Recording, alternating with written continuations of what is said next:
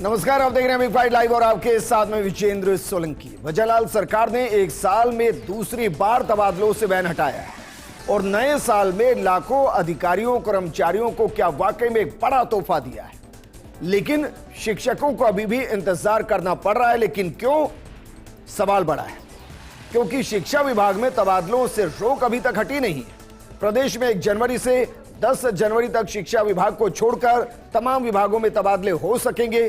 Transfer से जुड़ा मुद्दा कहा जा रहा है कि मुख्यमंत्री के साथ हुई विधायकों के साथ बैठक में भी उठा था। शायद यही वजह रही होगी कि वजहलाल सरकार ने कर्मचारियों और अधिकारियों को राहत दी है। उधर शिक्षा विभाग में तबादलों पर बैन जारी रखने की कई वजह सामने आ रही है। आज बात इसी मुद्दे पर कि बैन हटा, मिला चैन, या इस चैन में भी थोड़ी कटौती कर दी गई।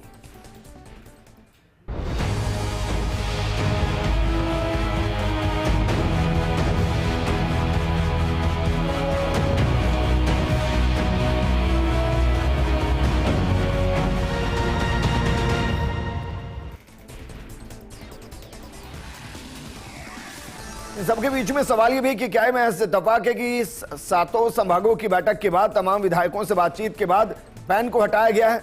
क्या इसके पीछे का कारण यह भी हो सकता है कि मुख्यमंत्री को विधायकों ने बताया हो कि भाई उनके वहां अधिकारी सुन नहीं रहे, आप ट्रांसफर को शुरू कीजिए, हम अपने हिसाब से अधिकारियों को लगाएंगे ताकि आपकी योजनाओं को जमीन पर एग्जीक्यूट किया जा सके। या अधिकारियों के दर्द को समझते हुए यह फैसला लिया गया है और शिक्षा विभाग को इससे अलग क्यों किया गया?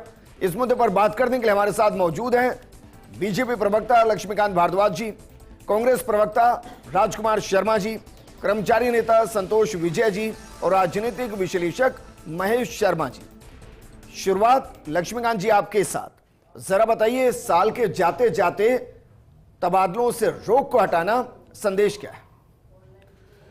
देखिए विजेंद्र, ये तो सरकार की प्रक्रिया का हिस्सा है। कोई भी सरकार होती है वो अपने हिसाब से तबादले करती है। कई सरकारें ऐसी होती है जो साल भर तबादला उद्योग चलाती है, कुछ सरकारें ऐसी होती है जो व्यवस्थित रूप से प्रशासनिक तंत्र को चलाना चाहती है, इसलिए वो एक टाइम पीरियड में इन चीज़ों को खोलती है। आपने देखा होगा हमारी सरकार ने इससे पहले फरवरी माह में तबादले खोले थे और अब उसके बाद अब 1 जनवरी से उसके तबादले खुल रहे हैं जिसमें प्रशासनिक फेरबदल होगा। ये हर सरकार करती है और हर सरकार की एक प्रक्रिया का हिस्सा है। और क्योंकि हम चाहते हैं कि गुड गवर्नेंस हो, क्योंकि हम चाहते हैं कि सरकार की योजनाओं का लाभ नीचे तक के लोगों को मिले, जिसमें प्रशासनिक तंत्र की अपनी एक भूमिका होती है और उसमें हम एक सुयोग्य जगह पर सुयोग्य लोगों को बिठाकर उनका 1 साल में जो हमने काम देखा है उसके आधार पर वहां सही चयन हो और जो सरकार की अच्छी पॉलिसी गरीब कल्याण की योजना है और नीचे तक लोगों तक पहुंचे, इसकी एक प्रक्रिया 1 जनवरी से 10 जनवरी के बीच में चलेगी। और निश्चित रूप से मान के चलिए कि राजस्थान में एक तरीके से पारदर्शी तरीके से राजस्थान में प्रशासनिक फेरबदल होंगे, वहां पर तबादले होंगे और जो शिक्षा विभाग को छोड़कर बाकी विभाग हैं उनमें एक तबादलों का सिलसिला चलेगा। लेकिन उसमें भी इस बात का खास ख्याल रखा जाएगा कि किसी भी के साथ भी किसी भी तरीके का भेदभाव या किसी द्वेषता किसी के साथ ना हो और एक प्रक्रिया के तहत एक तबादला चले जिसमें किसी के साथ कोई अन्याय ना हो और किसी के साथ कोई लाभ ना हो।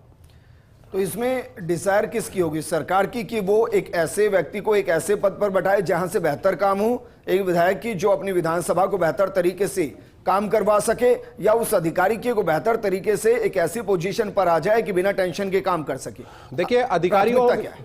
सरकार हो, अधिकारी हो या विधायक हो, ये सब एक ही सिस्टम के अंग है। विधायक भी सरकार, जो हमारे विधायक हैं वो सरकार के ही अंग हैं और जो अधिकारी है वो भी सरकारी तंत्र का ही अंग है। इसलिए सबका सामंजस्य है, सबकी सहमति है और उसके आधार पर एक सुयोग्य फेरबदल इधर से उधर जिन लोगों का होना है उसमें बिना किसी भेदभाव के एक प्रशासनिक फेरबदल करने की प्रक्रिया है जो हर सरकार, मैं आपको फिर दोहरा रहा हूं, ये हर सरकार करती है, हर प्रदेश में करती है, हर जगह पर होता है। तो ये कोई रूटीन की प्रक्रिया है, इसमें कोई ऐसा कुछ स्पेशल नहीं है कि इसके लिए कोई बहुत विश्लेषण करने की जरूरत हो। लेकिन ये मानकर चलें इस बार विश्लेषण के साथ ट्रांसफर होंगे, क्योंकि अगर आपको ध्यान होगा इससे पहले जितने भी ट्रांसफर हुए हैं, ट्रांसफर की लिस्ट आने के कुछ ही घंटों बाद एक और सप्लीमेंट्री लिस्ट आती है जिसमें इधर से उधर उन्हीं अधिकारियों को फिर किया जाता है। ऐसा इस बार तो नहीं होगा? पूरा ठोक बजा के अच्छे से विश्लेषण के साथ चेक करके संतुष्ट करके तब ट्रांसफर होंगे? देखिए, इतना बड़ा प्रदेश है, लाखों इसमें कर्मचारी हैं। अगर कुछ कर्मचारियों के ट्रांसफर हुए और उनके कैंसिल हुए, दोबारा हुए, तो उसको इस पूरी प्रक्रिया के ऊपर सवाल उठाना ठीक नहीं है। हर लाखों कर्मचारी राजस्थान में है और अब जब ट्रांसफर खुले हैं तब 1 जनवरी से 10 जनवरी के बीच में शिक्षा विभाग को छोड़कर बाकी सब विभागों में तबादले होने हैं। और मैं फिर आपको दोहरा रहा हूं, पारदर्शी तरीके से एक व्यवस्थित प्रक्रिया के तहत ये तबादले होने वाले हैं, जिसमें ये कोशिश रहेगी कि किसी के साथ भी द्वेषता ना हो। संतोष विजय जी, क्या ये कर्मचारियों की डिमांड थी, नीड थी, या सरकार की नीड है कि भाई ये रिशफल होना चाहिए, और क्या इसको वाकई में आप गिफ्ट मान रहे हैं? सबसे पहले तो मैं माननीय मुख्यमंत्री महोदय को धन्यवाद देना चाहूँगा कि उन्होंने कर्मचारियों की इस पीड़ा को समझा और आज तबादलों से बैन हटाया। ये सरकार जब से आई है कर्मचारी हित में कई सारे बड़े फैसले किए हैं। निश्चित रूप से आज ये एक ही साल में दोबारा किया जाने वाला ये फैसला भी बड़ा फैसला माना जाएगा कि तबादलों से बैन हटाया है। लेकिन अब ज़रूरत इस बात की है कि तबादले कर्मचारी की इच्छा से हों। दो तरीका होता है, एक इच्छा से हो, एक या माननीय विधायक या माननीय राजनीतिक व्यक्ति जो भी होते हैं उनकी शिकायत पे तबादले हों। तो हम ये चाहेंगे कि दुर्भावना से ट्रांसफ़र नहीं हो, और जो पीड़ित कर्मचारी हैं जो अब तक ट्रांसफ़र का लाभ नहीं ले पाए या ट्रांसफ़र नहीं करा पाए अपनी इच्छा से, ये वर्तमान सरकार के जो बैठे हुए प्रशासक हैं या राजनेता हैं, मंत्रीगण हैं, वो कर्मचारियों की इच्छा अनुसार ट्रांसफ़र और अगर मैं ये कहूँ, फर्स्ट इंडिया ये कहे कि काबिलियत के आधार पे हो, जो जहां डिजर्विंग है वहां लगाया जाए, ना ये देखा जाए कि विधायक क्या चाहते हैं और ना देखा जाए कि अधिकारी क्या चाहते हैं। लगाना चाहिए, लेकिन दुर्भावनावश अगर मान लीजिए मैंडेटरी कर दी जाए कि एमएलए की डिजायर के बिना ट्रांसफ़र होगा ही नहीं, तो फिर हो सकता है कर्मचारी नए साल में एमएलएज के घर इधर उधर घूमते फिरें और राजकार्य में बाधा भी उत्पन्न हो, और नया साल कर्मचारियों की इसी पीड़ा में निकल जाए कि मुझे डिजायर नहीं मिली इसलिए मेरा ट्रांसफ़र नहीं हुआ। राजकुमार शर्मा जी, क्योंकि एक लंबा अनुभव है सर ट्रांसफर का, हर 2 महीने 4 महीने में कांग्रेस ट्रांसफर कर ही लेती थी। पहले तो बताइए, डिजायर के आधार पर होने चाहिए, काबिलियत के आधार पर? विजेंद्र जी, काबिलियत के आधार पर अगर ट्रांसफर हो तो कर्मचारियों को परेशान होना ही नहीं पड़े। लेकिन ये क्या हो गया कि पॉलिटिकल सिस्टम है, चाहे पार्टी पॉलिटिक्स कांग्रेस कर रही है, सत्ता में कांग्रेस हो चाहे बीजेपी हो, ईमानदारी से ट्रांसफर हो तो कर्मचारियों को परेशान ही नहीं होना पड़े। एक अमुक कर्मचारी को हम बार बार कहते हैं, आज फिर हम कह रहे हैं कि पॉलिसी बना दी जाए। जब पॉलिसी बन जाए ट्रांसफर की तो दिक्कत ही नहीं आएगी। लेकिन भारतीय जनता पार्टी पॉलिसी बनाने की बात कहती थी, 1 साल हो गया, ट्रांसफर हो रहे हैं, अच्छी बात है, कर्मचारियों को बधाई है, क्योंकि जो अपना घर छोड़ के बाहर बैठे हुए निश्चित तौर पे ये मौका मिलेगा 10 दिन का कि वो अपने एमएलए को सेट करेंगे। तो आपके और भी सेट मैनिफेस्टो में थी जी भाई, तबादला नीति तो 2018-2013 की आपके भी मैनिफेस्टो में थी। मैंने कहा चाहे कांग्रेस की सरकार हो, चाहे सरकार कांग्रेस की हो चाहे बीजेपी को, तबादला नीति बननी चाहिए थी। अगर कांग्रेस पार्टी ने नहीं बनाई तो जनता ने हमको सजा दे दी। अब भारतीय जनता पार्टी 1 साल से है, और 1 साल से कांग्रेस को कोसने का काम भारतीय जनता पार्टी लगातार करती है, तबादला नीति बनाते। और मैं भारतीय जनता पार्टी से पूछना चाहता हूं कि 2 दिन पहले कैबिनेट की मीटिंग हुई, आपने तब तबादलों पे बैन क्यों नहीं हटाया? आपके ऊपर जब विधायकों का प्रेशर पड़ा, जब दिल्ली से चिट्ठी आई, जब पर्ची आई, तो आपने फिर तबादलों पे हटा दिया। और दूसरी बात, शिक्षा विभाग जो सबसे महत्वपूर्ण महकमा है राजस्थान का, जिसमें महिला वर्ग ज्यादा होती है, हमारी माताएं बहनें ज्यादा उसमें काम करती है ऐसा माना जाता है, उनके ऊपर तो आपने कुठाराघात किया, उनके ऊपर तो आपने तबादला किया ही नहीं। तो मैं कह रहा हूं कि भारतीय जनता पार्टी, अभी भी 10 दिन का समय है, अभी भी आज की रात बाकी, कल का दिन बाकी है, मेहरबानी करके शिक्षा विभाग में भी तबादला खोलेगा तो ज्यादा बेहतर होगा। पढ़ते हैं सर, बच्चे स्कूल में पढ़ते हैं, पढ़ते हैं बच्चे। और अभी एग्जाम कब है? फरवरी एंड और मार्च में। विजेंद्र जी, शिक्षा के बीच में पूरा रिशफल कर दिया जाए। विजेंद्र जी, ये शिक्षक अपना झोला उठाकर इधर से उधर घूमते रहे और बच्चा ढूंढता रहे कि कौन टीचर आने वाला है, अब ये चाह रहे हैं? विजेंद्र जी, ये सरकार ऐसे ही काम करती है, महिलाओं के साथ हमेशा ऐसा ही काम कर रहे हैं। और शिक्षा विभाग को अब इसमें महिला क्यों रखा जा रहा है? आज कह दीजिए, आज कह दीजिए मार्च अप्रैल में कर देंगे। आज वादा कर दीजिए शिक्षा विभाग के कर्मचारियों को कि आपके तबादले मार्च या अप्रैल में फिक्स अमुक टाइम पे उस लगभग कर दिए जाएंगे। शर्मा जी, क्या वाकई में आपको लग रहा है कि फैसला राजनीतिक दृष्टिकोण से लिया गया? ये समय की जरूरत है कि भाई एक रिशफल होना चाहिए, ताकि काबिलियत के आधार पर अधिकारी अपनी अपनी पोजीशन पर आए और सरकार को काम करने में आसानी हो? या सरकार का मतलब नीचे स्तर के तमाम अधिकारी और नेता हैं जो सामंजस्य के साथ काम कर सके? देखिए, होना ये चाहिए कि तबादलों की नीति बने, सब विभागों के अपने अपने हिसाब से उसको बनाई जाना चाहिए, उसका इम्प्लीमेंटेशन होना चाहिए। लेकिन वो व्यावहारिक रूप से कहने को तो बहुत अच्छा लगता है, घोषणाओं के लिए भी बहुत अच्छा होता है, लेकिन करने की दृष्टि आती है तो वहाँ राजनीतिक मामले बनने शुरू हो जाते हैं। वहाँ डिजायर, इच्छा, स्वयं की मतलब परिवेदनाएँ और कई ऐसे जो कॉजेज हैं उसके आधार पर फिर तबादले किए जाते हैं। सर, क्यों नहीं बनती नीति भाई? 50 तरीके के कानून और भी तो बनते हैं। नहीं, नीति जो क्यों नहीं बनाती? नीति बनाने से फिर क्या होता है कि जो तबादलों में अपना जो राजनीतिक प्रभाव और साथ साथ ही जो जिस तरह के जो करप्शन का एक पैटर्न बना हुआ है एक तबादलों को लेके, वो नहीं हो पाता। इसी की आड़ में ये तबादले की जो प्रक्रिया है, पूरी जो नीतियां नहीं बन अभी पाती कह रहे हैं ट्रांसफर इसलिए होते हैं ताकि करप्शन हो सके। अभी कह करप्शन रहे हैं। के ये गुंजाइश बनती है। आप ये मत मानिएगा कि इसकी आड़ में अधिकांश जो काम होते हैं वो लेन देन से भी बहुत ज्यादा होते हैं। ये हमारी व्यवस्था, इसको सुधारने की आवश्यकता है कि वो करप्शन को रोका जाए। आज एक आप पैसे, आपकी किसी को डिजायर की जरूरत नहीं, आपको किसी नीति की जरूरत नहीं, आप मतलब संबंधित व्यक्ति के या मतलब क्या कहते हैं जो प्रशासन है उन वहाँ तक वहाँ जो एक निश्चित रकम देते हैं और तबादले हो जाते हैं, और उसके मनचाही इच्छा पे होते हैं, कभी भी हो जाते हैं।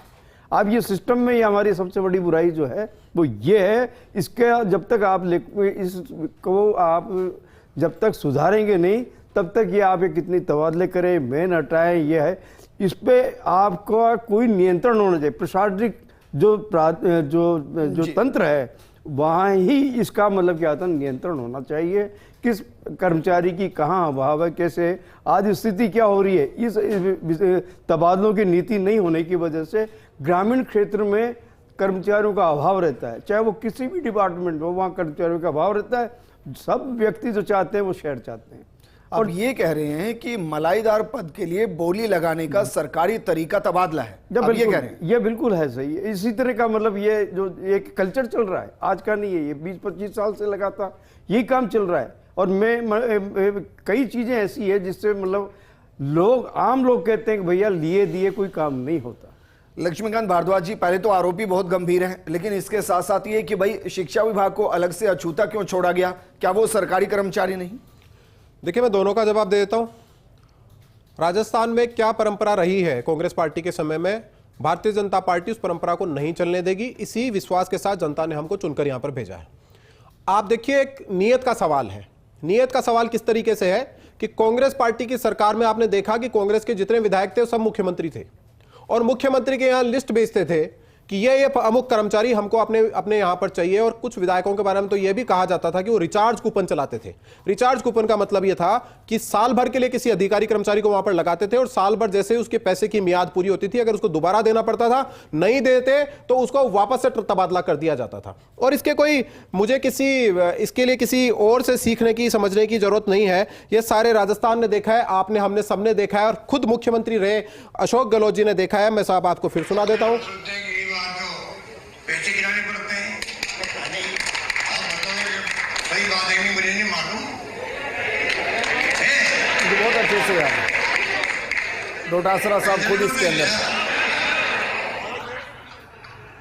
बिरला ऑडिटोरियम में शिक्षकों का सम्मान किया जा रहा है, और जो सम्मानित होने वाले शिक्षक हैं उनसे शिक्षा मंत्री की मौजूदगी में मुख्यमंत्री पूछता है कि भैया तुम्हें तबादलों के पैसे तो नहीं देने पड़ते, और शिक्षा मंत्री की मौजूदगी में मुख्यमंत्री के सामने शिक्षक, सम्मानित होने वाले शिक्षक खड़े होकर कहते हैं कि हमें तबादलों के पैसे देने पड़ते हैं। और दोबारा मुख्यमंत्री पूछते हैं कि तबादलों के पैसे देने नहीं पड़ते, तो खड़े होकर फिर शिक्षक कहते हैं कि हमें तबादलों के लिए पैसे देने पड़ते हैं। ये हालात कांग्रेस पार्टी ने राजस्थान में बना दिए थे।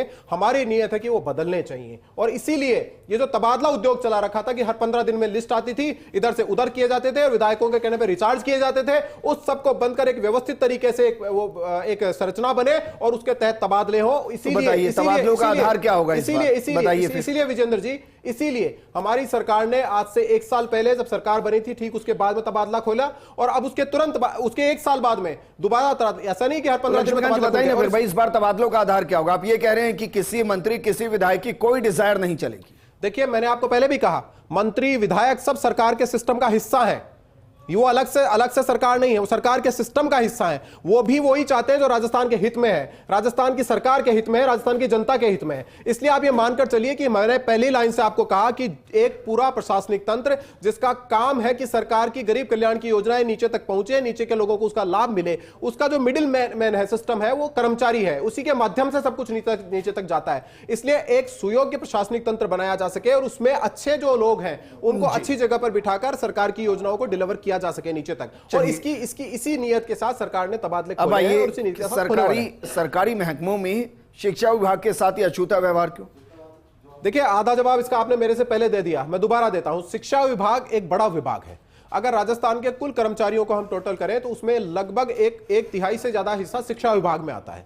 और इतने बड़े स्ट्रक्चर को बदलना, इतने बड़े लोगों का तबादला करना, और वो भी तब जब 1-2 महीने के बाद परीक्षाएं सिर पे हैं, तो अगर 10 दिन का समय तबादलों के लिए मिला है तो ये संभव नहीं है कि राजस्थान के एक बड़ा समूह जो शिक्षकों का है उसका तबादला किया जा सके। इसके लिए समय चाहिए, और समय के लिए बिल्कुल जो परीक्षाएं हैं 2 महीने के बाद होने वाली हैं, छात्रों का हित प्रभावित नहीं हो, स्कूल का एक व्यवस्था जो बनी हुई वो प्रभावित नहीं हो, इसलिए उसका बैन नहीं खोला गया है। ऐसा नहीं है कि वो हमेशा के लिए बंद है। ठीक है, आप ये कह रहे हैं कि भाई एग्जाम जैसे ही खत्म होंगे, नया सेशन शुरू होगा, उस नए सेशन से पहले शिक्षा विभाग में तबादले खुल जाएंगे, आप ये कह रहे हैं? जी। तबादला नीति क्यों नहीं बनाते? देखिए, तबादला नीति के ऊपर काम चल रहा है।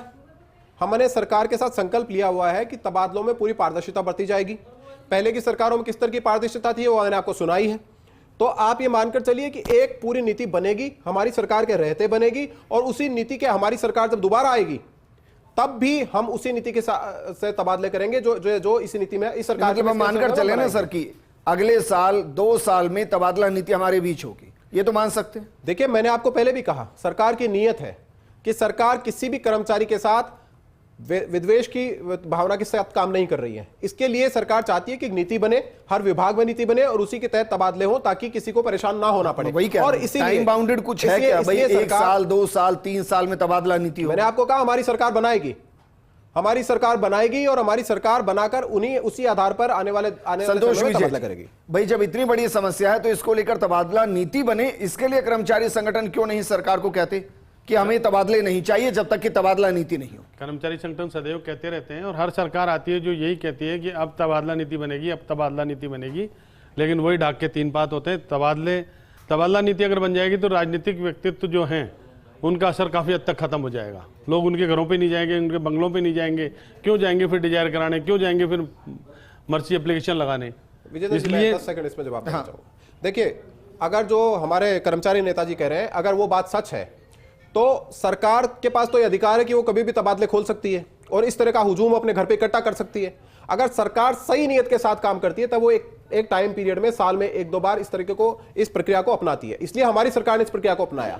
ये जो साहब कह रहे हैं, ये बात कुछ पुरानी सरकार के ऊपर लागू होती है जिसने हर 15 दिन में तबादलों की लिस्ट निकाली है, जो अपने घर पे या विधायकों के घर पे या कांग्रेस पार्टी के नेताओं के ऊपर घरों पे भीड़ इकट्ठा करना चाहते हैं। वो इस मानसिकता से काम करते हैं। हमारी सरकार को अगर इस मानसिकता के साथ काम करना होता तो पूरे साल तबादले। लेकिन वो ये कह रहे हैं कि भाई हमने सबको कहा है तबादला नीति के लिए, कोई करता नहीं है, उसके पीछे की वजह कुछ और है। देखिए, आप हमारी पुरानी सरकारों का इतिहास भी उठाकर देखेंगे, अगर हमारी जो भारतीय जनता पार्टी की पुरानी सरकारें रही उसका इतिहास भी उठाकर देखेंगे और 1 साल की हमारी सरकार का इतिहास भी उठाकर देखेंगे, तो हमने पारदर्शी तरीके से कर्मचारियों के साथ बिना भेदभाव किए तबादले किए हैं। और हमारी नियत में है, हमारे संकल्प में है कि हम तबादला नीति लेकर आएंगे। राजकुमार शर्मा जी, आपके वक्त में क्या रेट चल रहा था सर किसी भी एक तबादला के लिए? और जो हर साल महंगाई बढ़ती है, क्या उस महंगाई के परसेप्शन में वो रेट भी बढ़ता है क्या?